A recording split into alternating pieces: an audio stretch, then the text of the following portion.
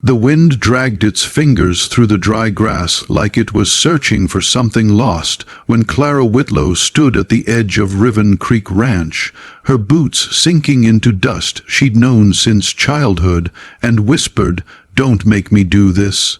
Though no one but the cattle and the sky seemed to hear her, because the man she was speaking to, Illy Mercer, the rancher whose land bordered every fence she'd ever leaned on, had already turned away with a stiffness in his back that told her he'd made up his mind long before she arrived, long before the town gathered its courage to watch what would happen next, and long before outrage would spill through Main Street like a summer storm that split roofs and memories alike.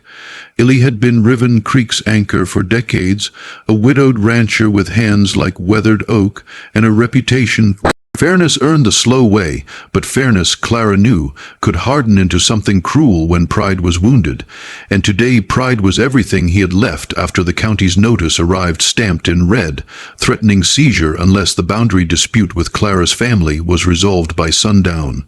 A dispute rooted in a dry creek bed that shifted over years until maps lied and men argued, and Illy believed, with a faith that frightened her, that the law favored whoever acted first. She followed him across the pasture, heart thudding, as he unlocked the gate to the old Whitlow well, the one her mother had marked with blue paint decades ago, the one Illy now claimed sat squarely on his side, and before she could stop him he pulled the lever, lowering the iron bucket into darkness as if he meant to prove ownership by force of ritual, and Clara's whisper broke into a plea because the well fed half the town in drought years and contaminating it, claiming it, fencing it off would starve neighbors who trusted Illy with their lives. He hauled the bucket up and dumped its contents into the dust, then did it again and again, spilling water like an accusation, until she realized with horror that he was draining it on purpose, a deliberate act meant to show the county inspectors that the well was dry and therefore irrelevant,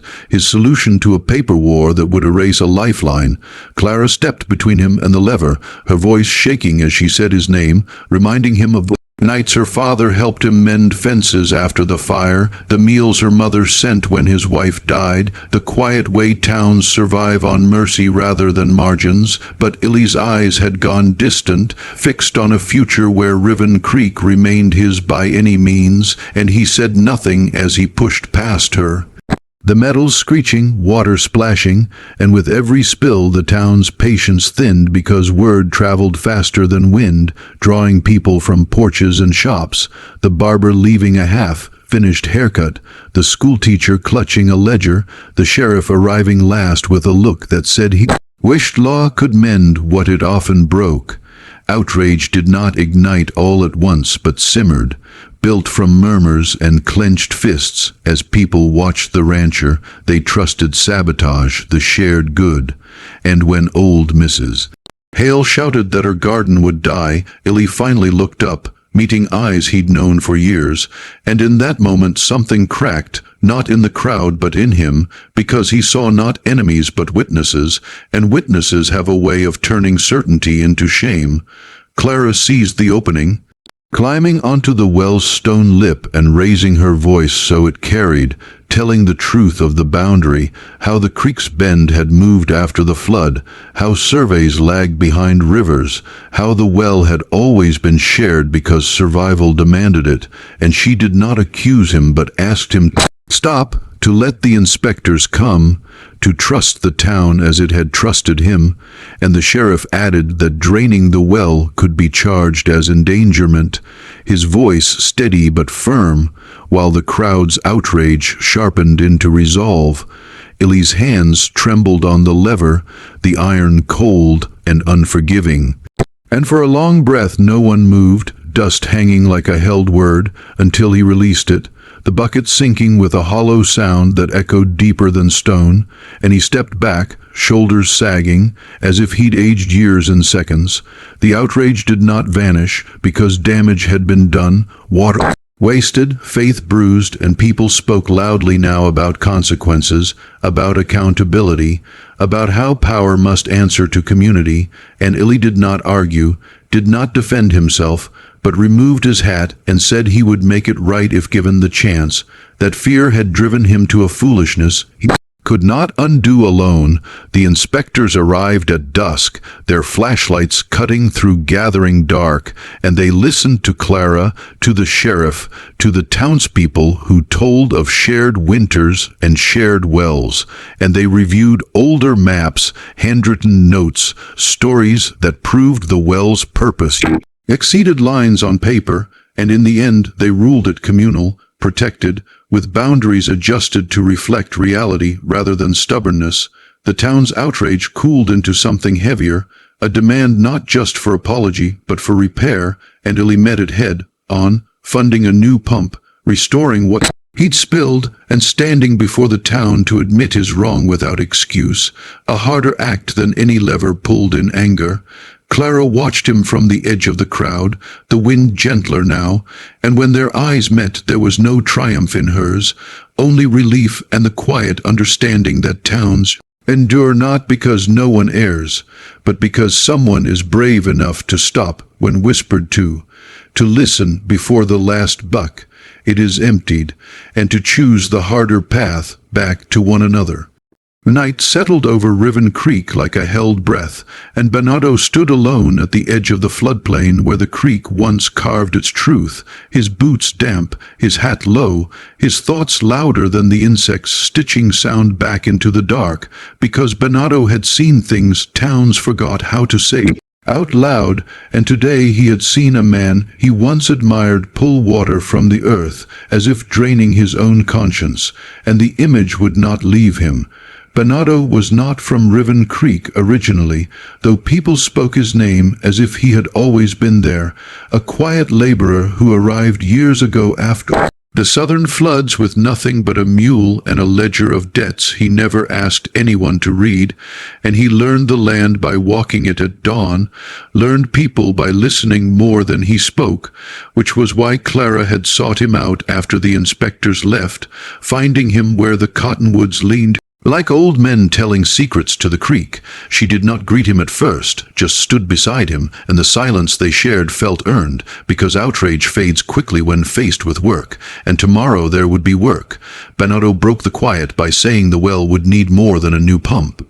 That draining it the way Illy had done could pull silt and rot from the bottom, poison sweet water with memory, and Clara nodded, knowing he was right, knowing that repair was not a matter of money alone. They walked together toward town, lanterns glowing in windows like patient eyes, and Bernardo felt the old pull of responsibility tighten in his chest, the one that came from surviving a place where water decided who lived, where men fought over access until the river took everything and taught them too late that ownership was a fragile lie.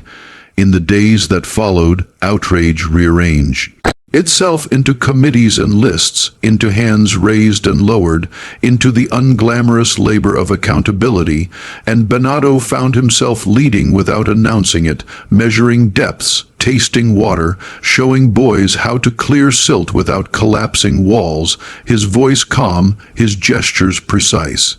While Illy kept his distance at first, present but silent, carrying lumber, hauling stone, letting the town decide how much of him it would allow back, rumors tried to flare, as rumors do, sharpening blame into spectacle, but Bernardo countered them with facts, reminding people that wells survive by care, not by curses, and that vengeance is a thirsty thing. One afternoon, as the sun leaned west, Bernardo caught Illy watching the work with a look that was not defiance but fear, the kind that asks whether forgiveness is a structure that can hold weight, and Bernardo surprised himself by walking over, handing Illy a rope, saying nothing, trusting action to speak where words would crack. They worked side by side, sweat cutting lines through dust, until Illy finally said he didn't recognize himself that day, that the notice had felt like a sentence, and Bernardo replied that fear often borrows our hands and spends them poorly, but debts can be repaid if we stop borrowing tomorrow. The well cleared slowly, water rising cleaner each hour, and with it the town's temper cooled, not into forgetfulness but into something sturdier, a watchfulness that understood trust as a living thing,